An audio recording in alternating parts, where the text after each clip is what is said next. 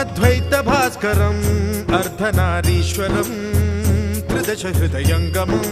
चतुर्दधि संगमं पंचभूतात्मकं षट्शत्रुनाशकं सप्तस्वरेश्वरं अष्टसिद्धीश्वरं नवरसमनोहरं दशदिशासु विमलम् एकादशोज्ज्वलं मेकनाथेश्वरं प्रस्तुतिवशङ्करं प्रणतजनकिङ्करं दुर्जनभयङ्करं सज्जनशुभङ्करं